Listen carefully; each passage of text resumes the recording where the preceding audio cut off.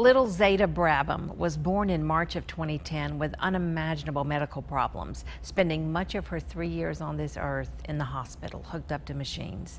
But as her family recalls, she always had a smile on her face. They learned powerful lessons about faith from a little girl who never spoke a word. I mean, it sounds kind of bad to say it, but we were like excited because she was doing this typical baby thing. Angel and Stevie Brabham knew about typical baby things. They already had two healthy little boys.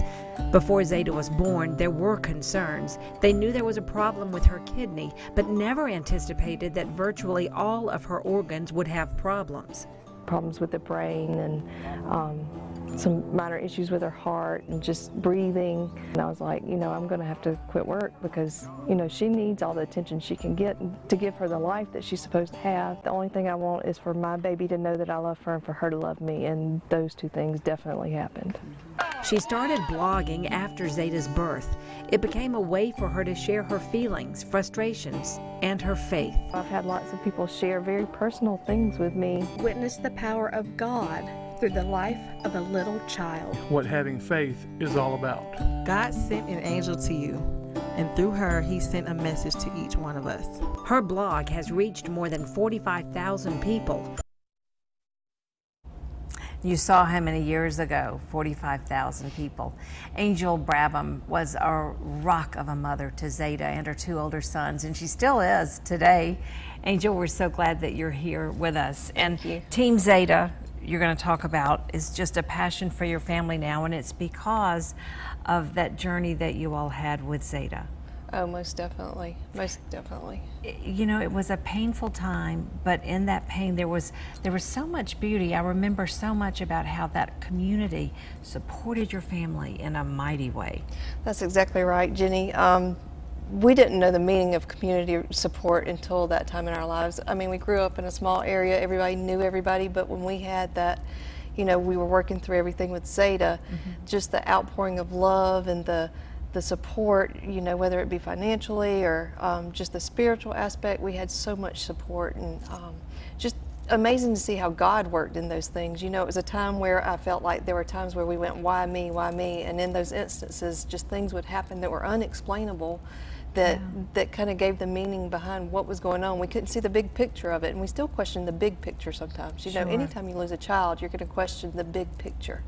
But throughout the whole season of that, there are so many little things that guide us to different people who maybe we can help or assist, and people who, there was a family last year that they were going through something similar. They were losing their teenage daughter, and we were able to reach out to them, and they felt like we were helping them, but in so many ways, they were still helping heal us, and 6 years from when Zeta died, they were teaching us things, as they were becoming newly bereaved parents.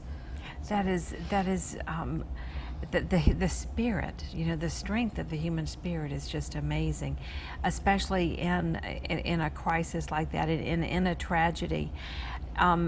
Zeta, as we said, had just everything imaginable wrong, and she never really had a diagnosis.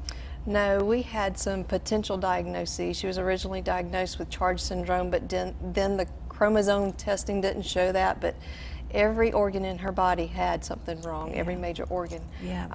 And despite that, and despite her never being able to speak or tell us anything, she was happy. She would smile, she would laugh.